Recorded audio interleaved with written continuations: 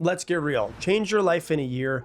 It sounds like some Pinterest-worthy slogan that's like slapped on the back of a picture with a sunset, right? But under the right conditions, with the right mindset, with the right strategy, a year is plenty of time to radically shift the trajectory of your life. And so the point of this is to be intentional and to understand that every action that you take that's in the right direction compounds over and over and over again with each one of them that you do. And so this is a system that's for rewiring a lot of you, rewiring your mindset, your behavior, and also your identity of who you think you are from the inside out. And so we have 5 different steps that we're going to go through of how to actually change your life in a year. Okay. Number 1 is to accept total ownership of your life. You've heard me say this on the podcast before if you've been listening for a while. But before anything shifts externally, you personally have to shift internally. And what that starts with is you taking radical responsibility in your life. What I mean by this is no more blaming, no more excuses, no more waiting for the perfect time, no more outsourcing your results, none of that. If you're going to really step up, you have to be the CEO of your life, which means that if your life crashes, it's on you. If your life is amazing, it's also on you. And so you have to have this sense of radical responsibility. I think that one of the things that's kind of a tragedy for growing up in the West is that we kind of just go from living with our parents to kind of going to college to kind of getting a job and stuff. But there's never any real big moment of you are now a man, you are now a woman. That is a full break psychologically, not just like I moved out of my parents' house, but like a psychological break of I'm now a man or I'm now a woman. And, you know, years ago in tribes, they used to have rites of passage where there was this really hard thing that you had to do. And that was a symbolism for you now becoming a man or a woman. And we don't have that anymore. And so a lot of people are 45 years old and they're still like, well, you know, I'm waiting for my life to change, as if someone's going to come and change their life for them, because they're kind of unconsciously still like waiting for mommy and daddy to come and save them. And so you can't say anymore, like, I don't have enough time, or I'm too young to do it, or I'm too old, or it's the government's fault, or the economy's not in the right place, or you don't understand how my parents treated me when I was a kid, or, you know, I have children, so I don't have enough time. What it means is you cannot blame anything externally outside of you. Total ownership is what I want you to brainwash into yourself. If you don't fully adopt the mindset of total ownership, nothing else that I say today is going to matter at all. And so without it, you're kind of just like stuck in the waiting room of life, just like hoping someone's going to come in and call your name and go, hey, I'm going to save your life. I'm going to make it amazing. And so I want you to try this. I want you to set a rule. You're not allowed to complain ever again unless you're actively doing something about it. If you're like working towards something, you could complain about it. But if you're just sitting on the couch, you can't complain about anything anymore. No more excuses, no more complaining, total ownership of your own life. That's the first thing that you need to really burn into your brain if you're going to change your life in a year. The second thing is to clarify in extremely vivid detail the real vision. So clarify the real vision. Most people try to change their life without really knowing what they're actually building towards. And so it's really weird because it's like getting into your car and going, well, I want to drive to the next town over. And then you just start going on random streets and hoping you're going to end up in the next town, not realizing the next town could be east and you're driving west. If you get into your car and you say, I want to go to the next town over, you can simply take out your phone now, go to Google Maps, type in the next town over, and it's going to take you there directly. So when you know exactly where you're going, it makes it easier to get there. But so many people are just kind of like the analogy I always give, it's kind of like most people just like get in a sailboat and they just lay down and they just let the tides and the winds take them this way and then this way. And they're like, I hope my life is going to be what I want it to be. But really, they're just going with the winds and the tides. When in reality, you can step to the steering wheel and go, no, I'm going to drive myself to where I want to go. I need to know exactly where I need to go. And so what happens when you don't have a real destination? You can work really hard, but it doesn't feel like you're going anywhere. You're kind of like spinning in circles. And so you're kind of like hustling for a goal that you've never fully defined. And hard work is really, it's definitely necessary in life to get what you want. But it's not the only thing. Like I can work really hard at digging a hole in my backyard, but at the end of the day, I only have a hole in my backyard, right? So it's like, what am I doing in this hard work? Where am I going? So instead of sitting there and not being clearly defined on what it is that you want, I want you to sit down and like do some breath work and close your eyes and think to yourself, like 1 year from today, picture yourself. If you had 365 perfect days in a row, where are you? How do you feel? What do your days look like? How do you speak to yourself? Who do you surround yourself with? What time do you wake up? What time do you go to bed? What's your life look like? If you could wave a magic wand and you have the best 365 days in a row, the most productive 365 days in a row, where could you be 365 days from today? And you write it down. You don't just think about it. You do think about it first off, and you visualize it. And then you write it down in extreme detail as much as you possibly can. And get very specific. Like, I want to be happier is not a goal. It's not. It's a trash goal if we're being honest.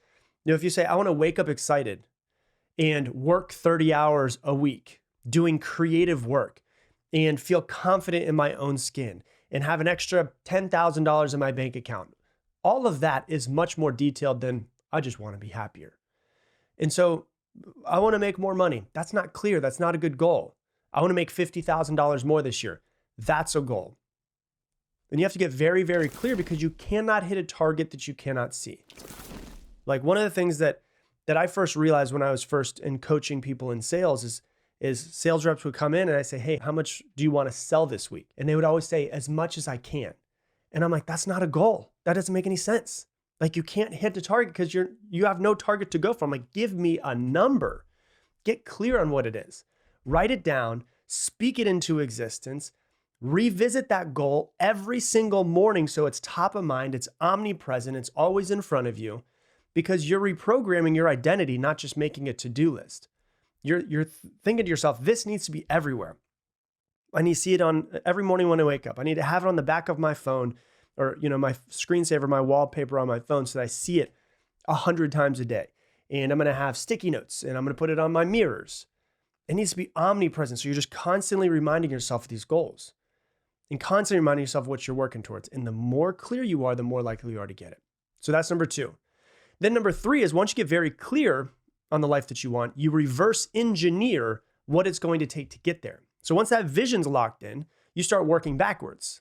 If the future you is a confident speaker and you're, maybe a great speaker 365 days from today, how do we work backwards? Well, I'm going to start Toastmasters. I'm going to go on YouTube and I'm going to look up videos of how to become a better speaker.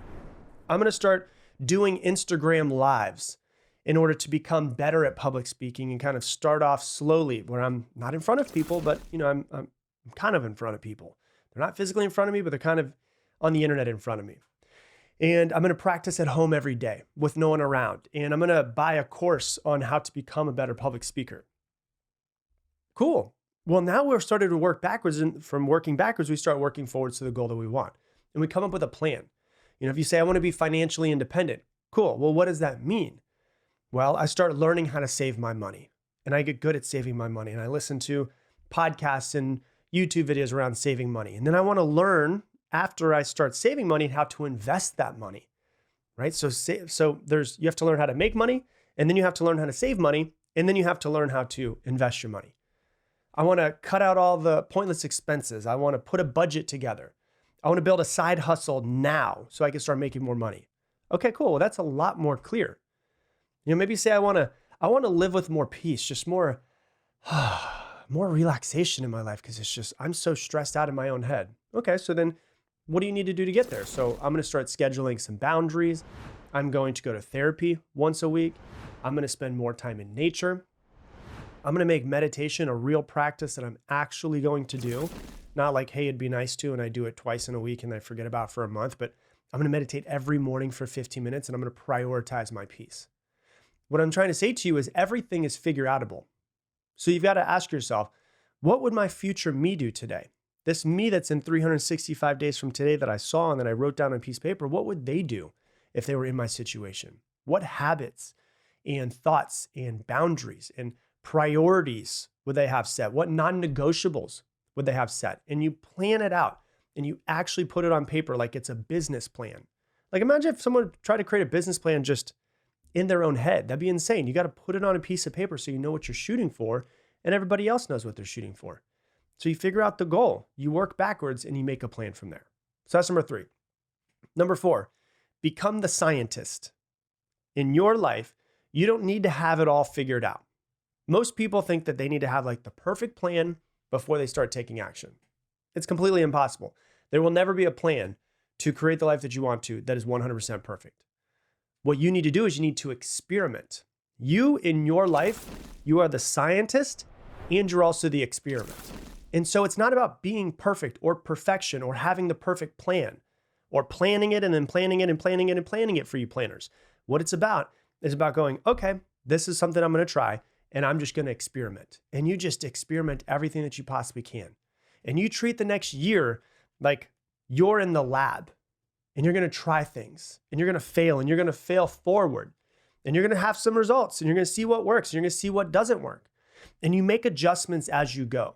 But you are the scientist and you're also the experiment at the same time. You know, you don't need a perfect map. You don't need a compass with you. You just need to try new things. As I was writing this episode, I was like, what are some examples of like a 1-year experiment? Like maybe you launch a side hustle and you go for it on the weekends. Like, you know what? I want to start a candle business and start selling my candles.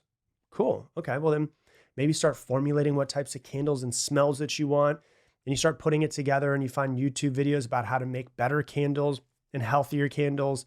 And you start using beeswax and you get everything that you need. And on the weekends, you're like, I'm going to try to make the best candles I possibly can. And then you start getting better at making candles and your friends come over like, damn, these candles are really good. Okay, now what I'm going to do, I'm going to start to go to farmers markets on the weekends. And then you decide that you want to do that. So you have a side hustle that you start. Maybe another way that you experiment is like go alcohol free for 60 days and just track how you feel. How does your skin look? What about your energy, your mood? Maybe you say, like I said earlier, you're going to go to therapy once a week for the next 52 weeks and just try to heal the core wounds that you know are there that are holding you back. Maybe it's trying 12 different hobbies. Like you pick one new hobby that you've never done before that seems interesting to you and just see if you can find something that you're passionate about. Maybe you try fasting and you fast 24 hours for one day out of the entire month. And then Monday through Friday, you fast until 2 p.m. just to see how you feel. Just try new things. Like stop doing the same shit every single day. Like try things. You're supposed to have experiences in this life.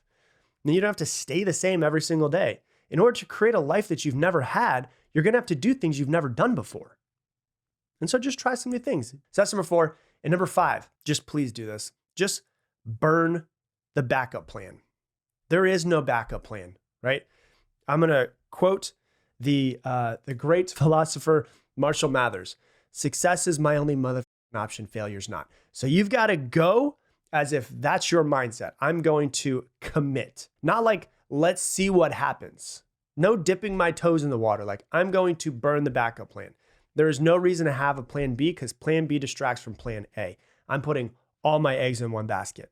Most people that say don't have your eggs all in one basket don't have the life that they want. And so this next year is the year for you. You don't need to act like, hey, I'll just try it out. You need to act like the bridge behind you is on fire and you've got to run across the bridge into your new life. Because the only thing that is worse than the pain of hard work is the pain of regret. And the last thing that you want is to be like, man, you know what? Like I had that idea a couple years ago of like really trying to change my life for a year and I didn't. And I'm stuck in the exact same place. And so you have to go at it the same way that there's the old parable of, the ships came over from Spain and they landed in the United States before it was the United States. So they landed on this patch of land and the commander could tell that all of his guys on the ships were just a little bit hesitant. They wanted to go back home. They didn't seem fully committed. And so as soon as they landed on shore, they all had wooden ships. He said, all right, everybody, burn the ships. And that's what they did. They burned the ships. There could be no going back at that point in time. That's how you mentally have to think about your life and what is it you're trying to create. And so I want you to understand, as you do this throughout the course of the year, like, you don't need to be perfect. You don't need to wait until the planets align. You don't need to wait until you're fearless, because that's never going to happen. You just need to create a strong vision that excites you, that is enough to pull you through the fear, and this willingness to take one step after another. Not to have all 100 steps figured out, but just like one step. What's the next step that I need to do to change my life today? And so what I want you to do is I want you to pick one of the things from the list that we went over, and I want you to do it today. Not Monday, not next week, not when, like Mercury's out of retrograde. Today. Take action towards it. You've got 1 year. Do it now. Hey, thanks so much for watching this video. YouTube really thinks, based off of all of the stuff that you've been watching recently, the algorithm thinks you should watch this video next. So click that one. And if you want to subscribe so you don't miss any more videos, click that button right there.